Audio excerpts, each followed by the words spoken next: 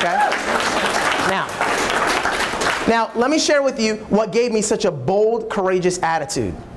Is I asked myself a question. See, when we go in different situations, all right, whenever we experience any of the diseases of attitude, fear, anxiety, apprehension, indecision, any of these types of things, what happens is when you see that perfect prospect and you want to execute your strategy, like, oh, I want to go talk to that guy. Man, well, what ends up happening is your brain, I call it the weakness, starts to spew all over you to protect you.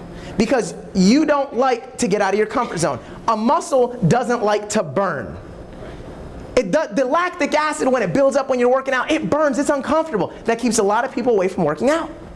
They don't like the pain. But guess what happens? If you do it anyway, you feel the pump, you work through it, what ends up happening? Your body adapts, grows stronger, now you're ready for the next weight load again, and it won't burn. And you do it enough times, hey, what 10 reps used to kill you, now 10 reps is your warm-up. Your mind doesn't like that pain either. When you go to do something uncomfortable, your brain goes, ah!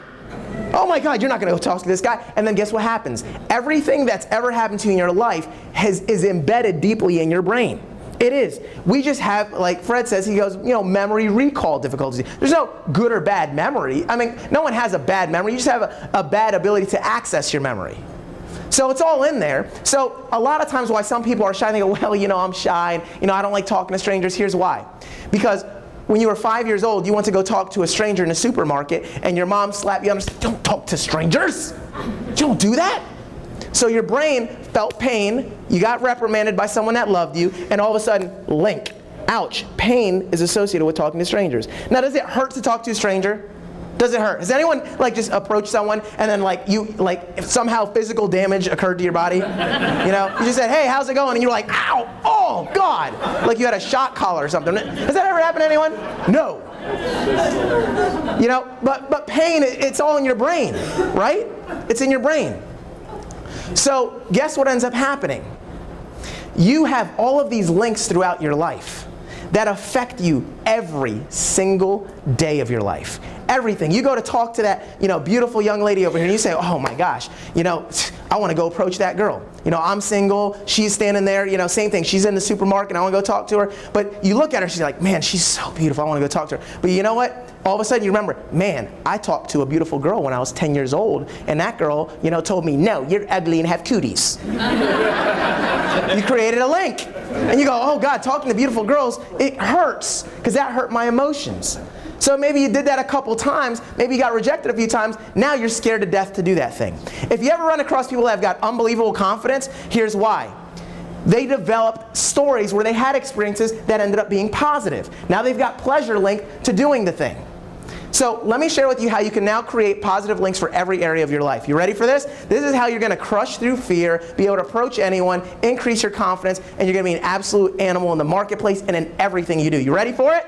Yeah. What you have to do is, whenever you see that situation, what happens is your brain starts to violently puke all over you.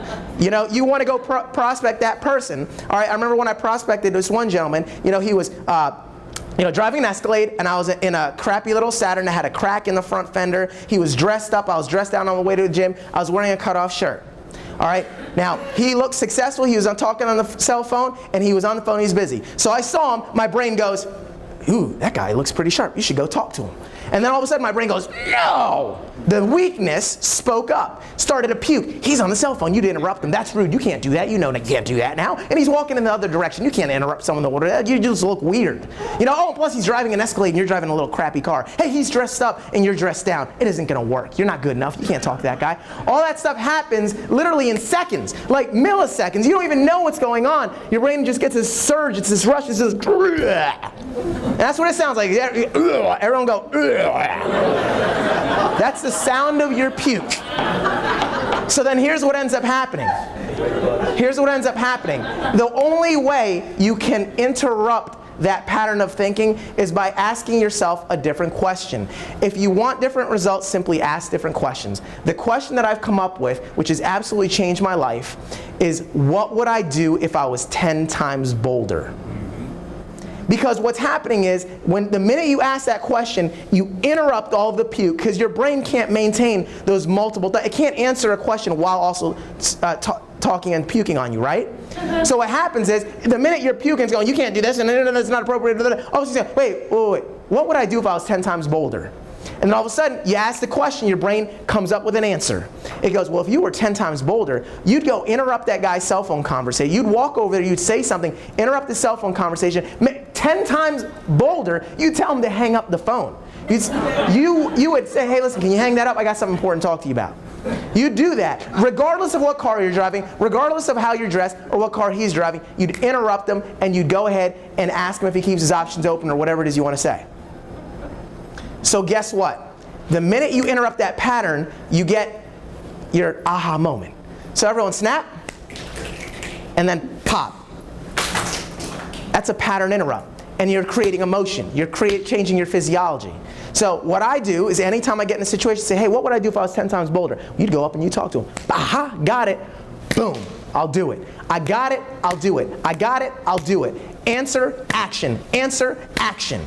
So the minute you encounter any opportunity where you feel fear, anxiety, indecision, any other disease attitude, you say, what would I do if I was 10 times bolder? Well, I'd walk right up over there. What I say, I don't know, but I'd find out. I got about 10 steps before I get to him. I'll figure it out.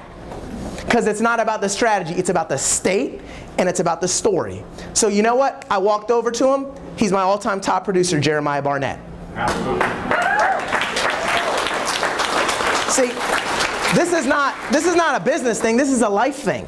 If I was to ask the husbands and the wives and the people that are married and you found your dream spouse, if I said, how did you meet him?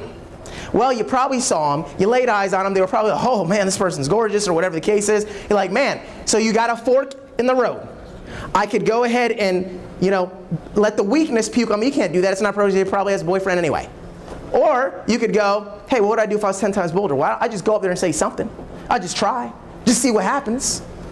And guess what? That's how a lot of husbands have met their wives. That's how a lot of wives have met their husband. Matter of fact, I'll challenge you, if you reflect back in your life, everything that's probably good in your life came from a bolder moment. How many people would agree by a round of applause? How many people would agree?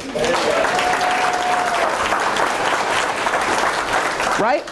So I got to thinking, I said, why doesn't my team produce more? Why are they so fearful? Well, you know something? They don't know about the pattern interrupt. They don't know about that, but let me educate them. And I said, you know something? It's one thing to educate them, it's one thing to motivate them, but hey, 90% of people, they'll hear it, they'll go, that's a great idea, Caesar, and they'll do it for that day. Or they'll do it one time, and they'll maybe not get that exact result that they were hoping for. Then they get scared and they go, oh my God, that was uncomfortable, I don't want to do it again. So you need perpetual coaching, you need perpetual training. You want to increase your confidence, you need to constantly feed yourself personal development. You need to constantly put yourself in that situation. If you work out one time and it burns and you quit, do you ever grow? No, you just said, ooh, that hurt and that was painful, I don't want to do it again. So here's what you do. Constantly do it. Look for opportunities that challenge you and constantly walk into them. Listen, guys, I was fearful too. I didn't have any story to lean on.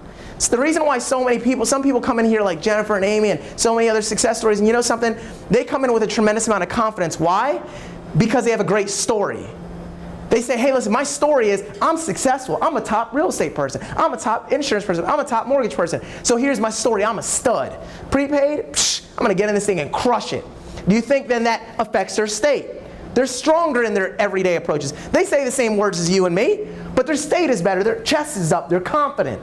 So people listen. So then what does that do? That feeds the story, increases the state even more, and they become superstars. They're like rocket ships on the way to the moon. Everyone goes back, wow. I didn't have the story. I created the story. I'm here to tell you, you can create your own story. And I got to thinking, I said, how do I get perpetual training to everyone that I want to deliver this message to? Because I genuinely believe it's a secret to success. Moving into your fears, conquering your fears, not letting fear rule your life. So I said, you know something? What would I do if I was 10 times bolder? And then I thought, what I do is I'd get little wristbands, constant little reminders. Many of you guys in the room are wearing them. Who's got a band on now? By show of hands, you can see some people in the room. They've been to another one of my trainings and they've seen them. It says B10xB on it. I've got wristbands and then I've got the power bands. We've seen those, the power balance bands that you can see, all over. You see a lot of if you just watch the NBA championship, you see all these basketball players wearing them. They do some things with your energy field, and I'm not going to get into all that. The bottom line is it's got the logo on it. And you know, it's kind of like the what would Jesus do? You look at it in the situation, go, what would Jesus do? Well, you know, I'd be like this. Well, what this is, B10xB, what would I do if I was 10 times bolder? It will change your life. I can promise you, I thought I was bold before.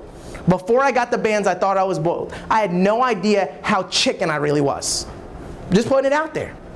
Since wearing the band, I'll see an opportunity. I'll see someone that looks sharp.